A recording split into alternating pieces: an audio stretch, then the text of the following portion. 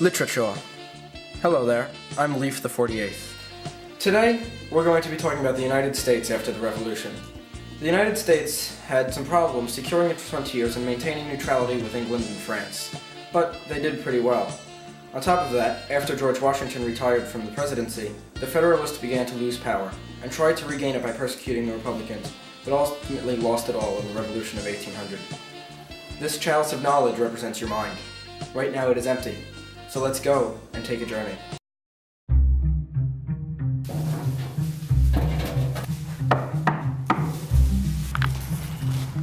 What do you want? Hi, are you brewing whiskey? Yeah, why? Well, that's gonna cost you some money. How much land do you own? 30 acres. That's gonna be 30 acres plus 19. Once we carry over the sig figs, that's gonna cost you about your soul and your daughter.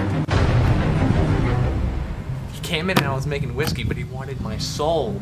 These taxes are ridiculous. I'm not paying them my soul in order to keep brewing this whiskey. No. Let's beat them up. So yeah, we're totally not paying these taxes, and we're definitely going to beat the crap out of them. Yeah, it's ridiculous what they have us do now.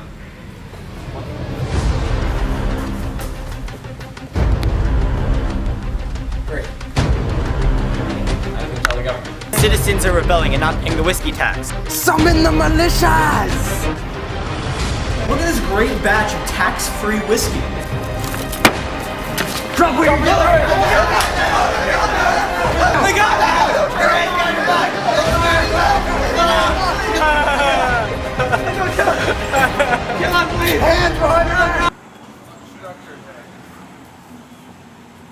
Hey, get off my lawn. This is my house.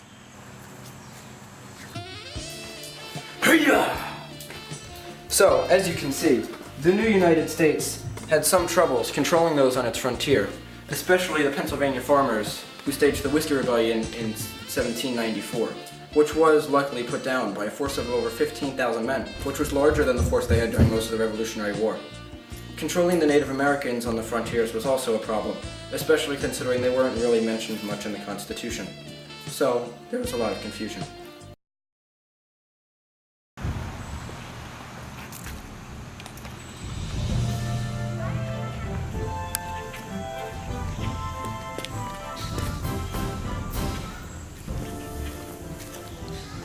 Hey, you, boat builder. You need to build French ships, lots of them, and I need you to be a privateer as well. That means you're gonna hold ships for French, you're gonna build military ships. You, militiaman, you're going to fight the Spanish.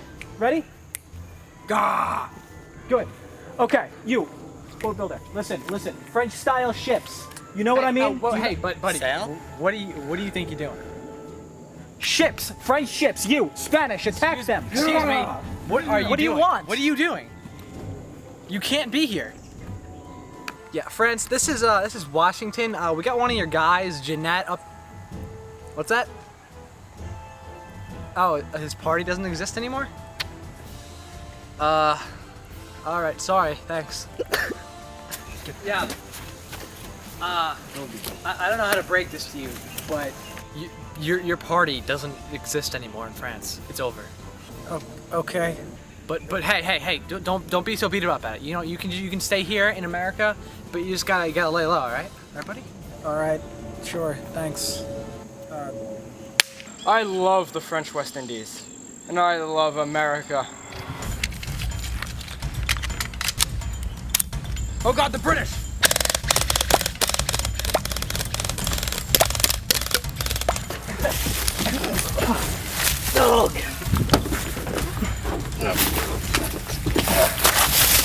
This is one for the British. By the power of Thor and Odin, it's annoying back there.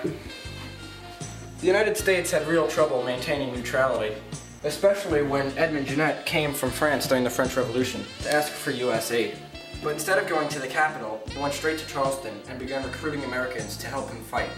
This went against Washington's neutrality proclamations, and he was very angry, but before he could be kicked back to France, Jeannette's party was taken out of power, so he was allowed to stay in the United States. Another problem came about in 1794 when British ships began taking American ships in the French West Indies, but both of these were avoided by treaties.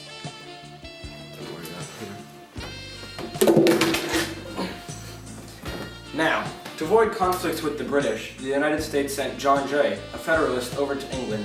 His job was to get compensation for commercial losses caused by British ships, as well as the removal of the British from the frontier, and to establish a new commercial treaty.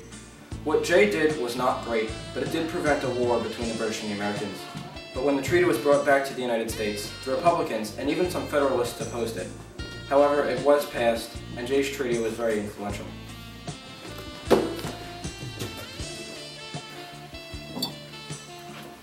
Because of Jay's treaty, the Spanish worried that the United States and Britain were going to form an alliance, which would have been bad for them. The United States sent Thomas Pinckney over to Spain to negotiate a treaty. The treaty gave the Americans the right to sail the Mississippi all the way down to the mouth, as well as use New Orleans as a port. It also established the northern border of Florida where the Americans thought it should be, at the 31st parallel. It also required the Spanish by law to prevent Indians from having raids go across the border. The treaty was signed in 1795 and led to a lot of benefits for the Americans. Oh my god, these freaking Republicans. Oh my god, the worst. I can't even, oh my god. Alright, let's get back to this. Oh god, Republicans. Oh, you make me so mad, Republicans. Like, I want to, oh, I can't even say it. You make me so angry. It's just frustrating. I don't even know what to do with you.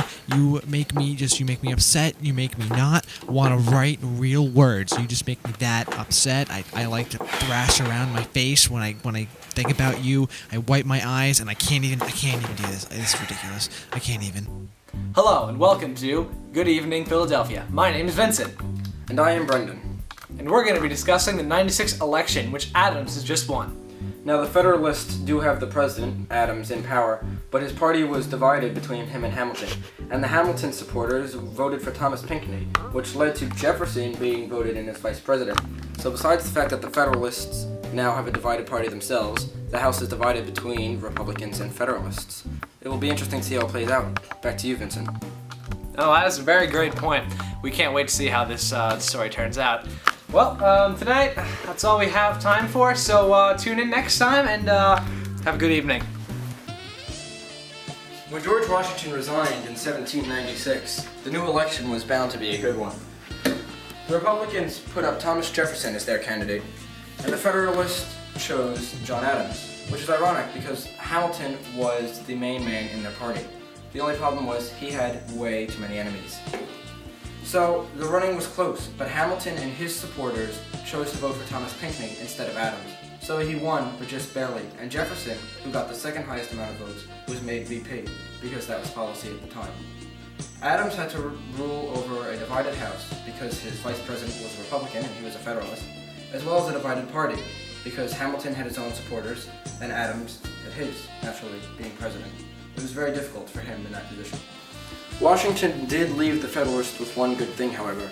In his farewell address, he basically slammed the Republicans for his actions. His farewell address was a letter that he had published in a newspaper for all the world to see.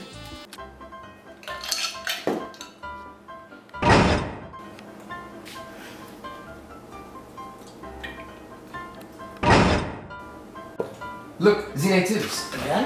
What's... Are you kidding me, friends?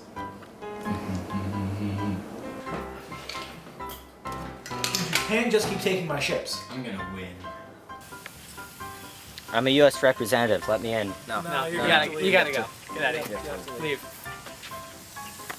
Where's Paris? Paris. I don't There. know. Hello. Paris, Hello. What's up, Paris? Well, Americans, if you want to talk to us, it's gonna cost you some money. No, not a sixpence. Prepare for war.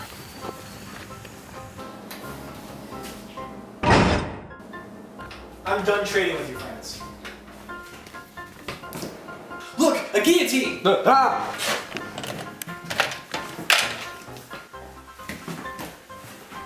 cool. Huh? Huh.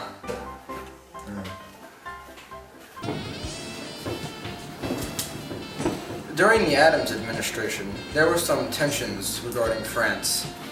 Namely the fact that French ships started taking American ones, and when Adams sent a representative, Charles Pinckney, over, they refused to accept him. To avoid war in 1797, Adams sent 3 more representatives to France, but they refused them unless they were given money. The 3 representatives returned to the United States, saying that they were unable to negotiate with France. This was known as the XYZ affair, and was the beginning of a small war that the United States had with France. United States ships began to take French ones, and trade ceased.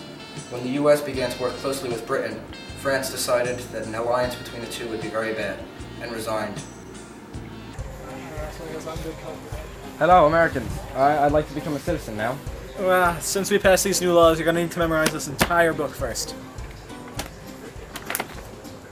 This is ridiculous. Hands up! You! Hands up! Hands up! Hands in the air! Hands up! What? You filthy Republican! What'd I do? Committed treason against the state. I barely said Look anything. at this news article. This is lies. You Republican scoundrel. Get up and put your hands behind your back. Now! Get on the ground.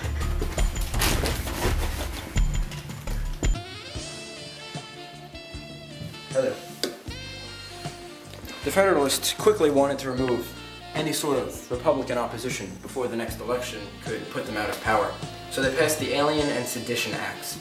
The Alien Acts made it very difficult for foreigners to become United States citizens, and the Sedition Acts allowed the government to persecute anybody who committed treason.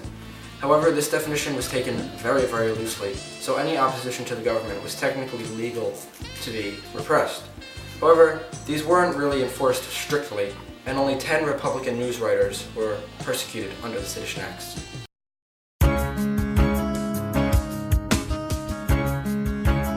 Yo, DJ PZ up in the house! What's good, what's good? Yo, teach us a little bit about history, aight? We are going back in time, back to 1799. Newborn hatchling, USA. Kentucky and Virginia are here to say. Alien and Sedition Acts are unconstitutional. Kentucky and Virginia, they are writing resolutions, yo. Jefferson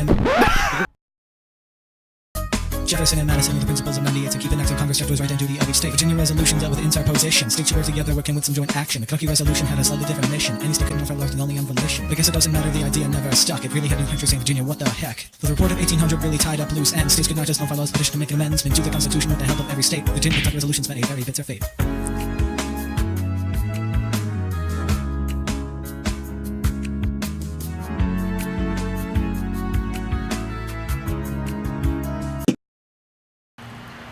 So, any opinions on the new law? Well, I'm sure we can't trust Lion's opinion over here, since we can't trust his valor in battle. Excuse me? You know what I think of that? Whoa! Gentlemen, please, your seats. This is the House of Representatives here.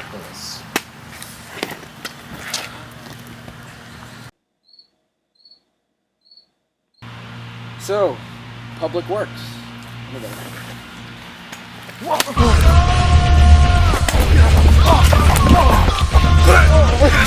how's this for military valor?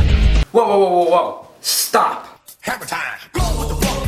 It is said if you can't prove the list, you're probably on dead. So wave your hands in the air. Bust a few moves, run your fingers through your hair. This is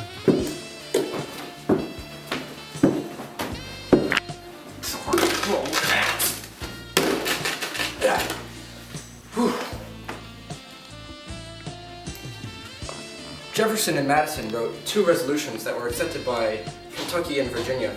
These resolutions basically stated that the federal government was made between a contract with all the states, and that it had only certain powers. If the government exceeded these powers, the states then should have the right to nullify them. And so any laws that the state felt the government passed that wasn't supposed to, they didn't have to enforce. While this was only really accepted by Kentucky and Virginia, and even shunned by some other states, it brought the Republican and Federalist battle to a national level, and really made it very alert. In the House of Representatives, there was actually a fight between a Republican and a Federalist that ended up with them wrestling on the floor. The Republicans and Federalists were like apples and oranges, or applesauce and plums.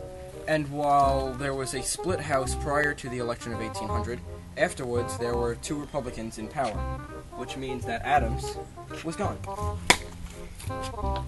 And he was replaced by Jefferson and Burr. Applesauce.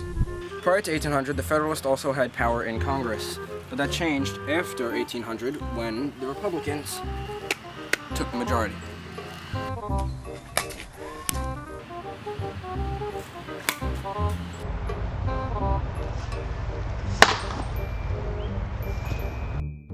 The judiciary branch was the only other area of government that the Federalist held power in, but they removed one of the Supreme Court places and made more federal judges, and for fun.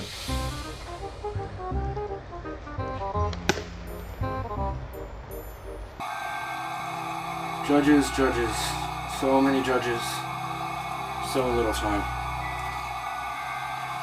Judge Brown. Judge Jeff. Judge, hit his name. Judge Sleepy. Georgia, exhausted.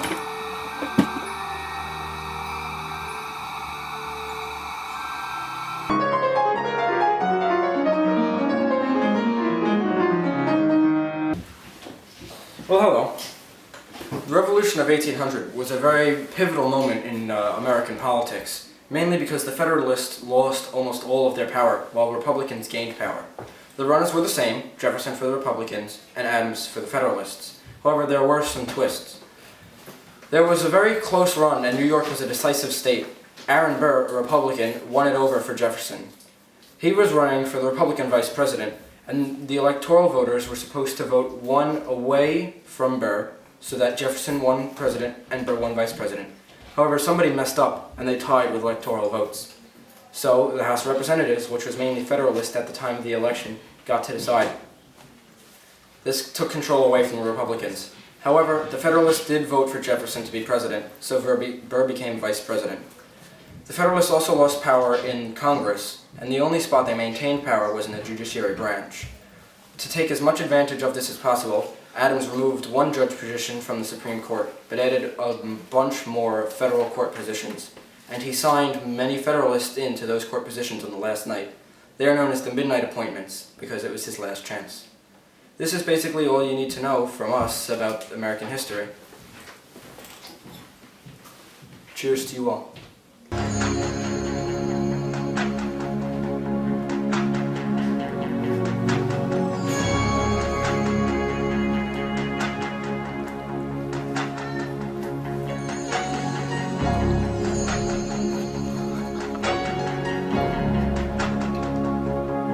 So much knowledge. Oh my God. I see